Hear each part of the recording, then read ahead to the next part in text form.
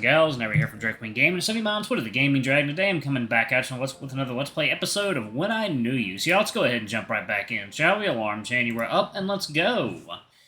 In an instant, I feel all the wind getting knocked out of me, and my heart flutters like it's never done before.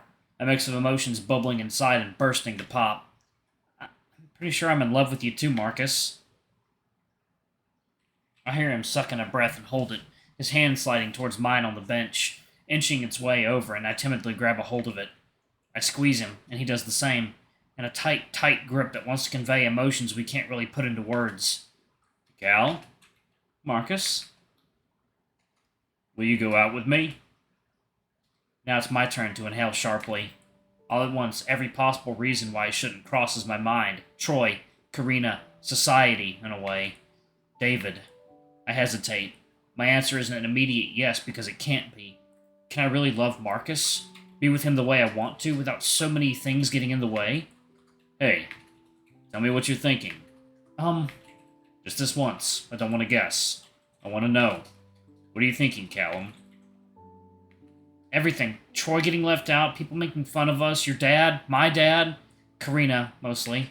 She'll fucking hate us. I just got back here. I don't want to lose her.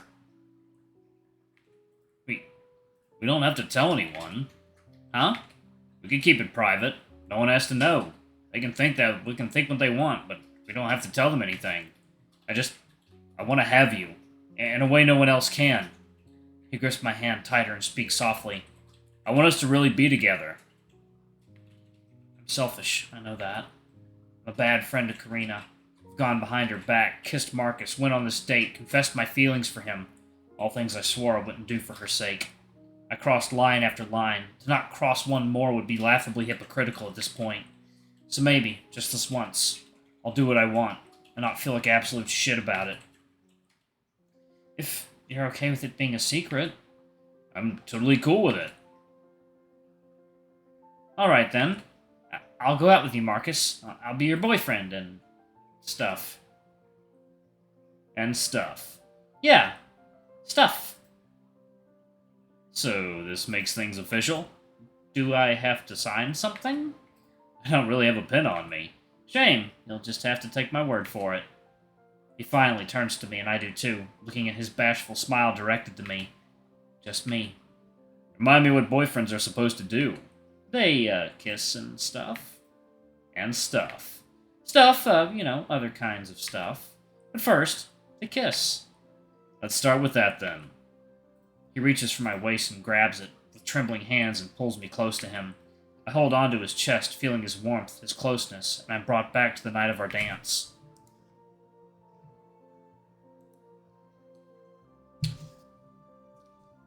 Who knew it would be him all along? He slowly leans in and my chest burns with warmth when his muzzle presses firmly against mine. Wrapped in his embrace and warmed by his kiss, my whole body melts in his arms, and I can't help but think how funny it is. But I've never felt this kind of heat in November, ever in my life.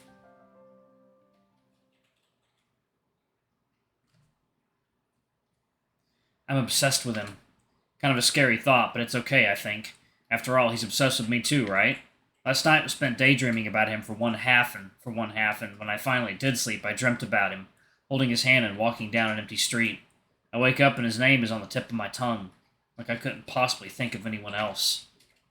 Do I feel annoying? Absolutely. I feel like my squid plushie is going to start singing to me at any second, or something stupid like that. But am I the happiest I've been in a long time? Also yes. So I don't mind being just a little annoying.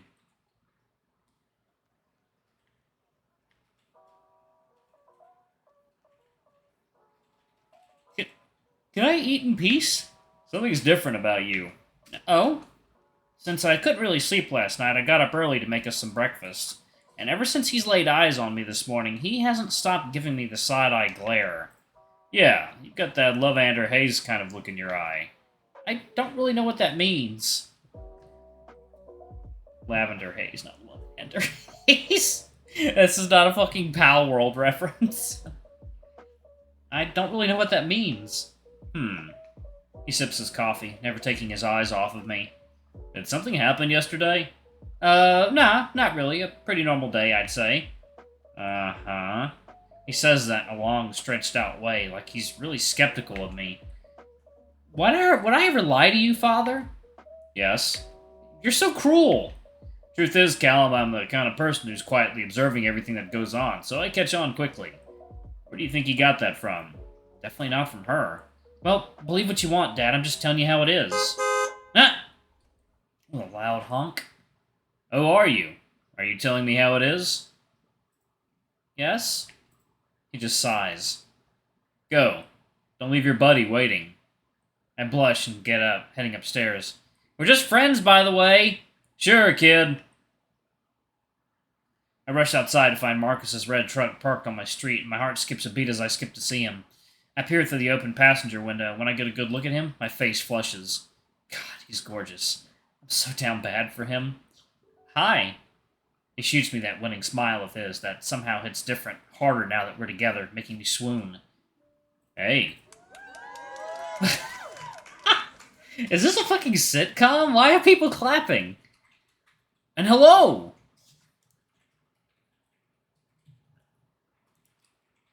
Gotta admit, I was really confused by the fucking clapping.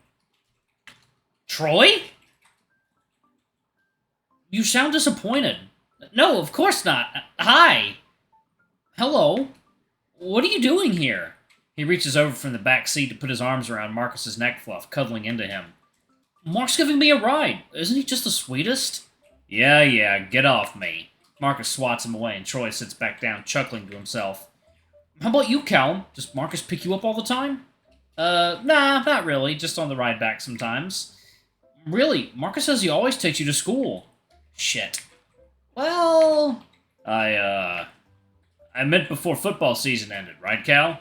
Yes, you know, we left at similar times because of club and all.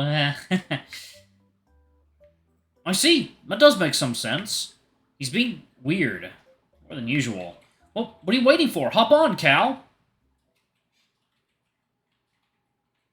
We all sit in silence as Marcus drives us to school, hearing nothing but soft static from the radio. Marcus is tensely staring at the road, steering with two hands instead of his usual one. Troy's eyes drill into the back of our skulls, and from the mirror in the truck I can see him just kind of smiling. So... how long have you two been a thing? Marcus shoots him a warning look through the mirror. Troy... It's an honest question, Mark. Couldn't have been that long. Since the eclipse, maybe? No, you guys were so weird with each other after that, so... Halloween? Troy... Who asked who? Marcus is way too much of a pussy to ask first, so it must have been... Dude! Oh, come on, don't leave me in the dark here. I already know you two made out. Callum told me himself. No, I didn't. Yes, you did. I said we kissed, not made out. Oh, same thing. You told him? It's Troy, though, and that was about Halloween, not yesterday. Whoa, what happened yesterday? Marcus groans, his face growing red. Fuck, Callum, not even 24 hours. I'm sorry. Nah, don't be. Troy's just fucking nosy. I'm proud of it. Marcus sighs, and Troy leans into the front side of the truck, staring at him. So, it's true? I glance at Marcus, but he's rubbing his right cheek, avoiding looking at us entirely. So instead, Troy looks at me, leaning closer. Ah, you suck!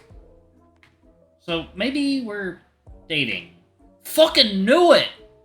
But you can't fucking tell anyone. Oh, keep it a secret? Yes, seriously. Even Karina? Especially Karina. So, you know, water time. Alright, guys and gals, and we are back. Let's go ahead and jump back in, shall we? I see. Well, if you say so. I may be maybe nosy, but I ain't a snitch. He smacks Marcus in the arm to get his attention, frowning at him. Hey, Mark, be good to Callie, alright? Or I'll sick you. Marcus just snorts. That's some nerve coming from the guy who isn't paying for gas. Callum ain't paying either. Callum's my boyfriend, though. I fight to hide a stupid grin creeping into my face, and I pull on my bangs to hide my blush. It's the first time he's ever referred to me like that to someone else, and probably one of the only times I'll be hearing it. Boo! Favoritism! You do the same for Sophie, wouldn't you? What's with you guys and your obsession with me and Sophie? You have the balls to complain when you're just as nosy? Oh, you're a hypocrite. The double standards. Shut up, you guys are so fucking gay! Homophobic too? What's next? Racist? Sexist? Yeah, I'm telling the whole school. And then... and then Troy was never heard from again. Nah, hopefully they didn't kill him. Marcus and I decided beforehand that we'd act as normal as possible in school. Oh my god, they did fucking kill him. Sit in the same table, talk to the same people, pretend Troy is still alive. No, he didn't say that. Act like nothing is different between us. I didn't realize how fucking hard that was going to be. Every glance, every head tilt he makes to my general direction makes me want to run into his arms and kiss him in front of everyone, but no. I have to stay strong. The end of the day rolls around, and I hastily rush over to his desk as he's packing his things. Hey there. Hello. How you holding up? Oh, you know, just barely keeping it together. He stands and leans on his desk, putting his arms around my waist and pulling me towards him. Marcus? Here? Relax. Guys do this all the time. It's not weird. Straight guys, maybe. He runs his hands up and down my body, and I get increasingly more nervous and, by effect, more flustered. Marcus? Fine. He pulls me into a hug instead, but in a much friendlier fashion, with his arms around the back of my neck and sighs through his nose into my ear. Do you think this is a good idea? Do you? I asked first. I don't know, but I don't think I've ever been this happy. He lets out a soft chuckle and idly sniffs at my hair. Me neither. That can't be a bad thing. It's just too bad I can't show you off like I want to. Already regretting the secret thing? No, but you have to admit it's kind of frustrating. An understatement, really. Do you want to come to my place? I pull back and look at him, surprised. I thought your dad... He's not around till late. We have time. My heart starts hammering in my chest. Time. For what, exactly? Maybe Marcus really can read my emotions because of one look at me and he's nervously backpedaling. To hang out, of course. I wasn't implying...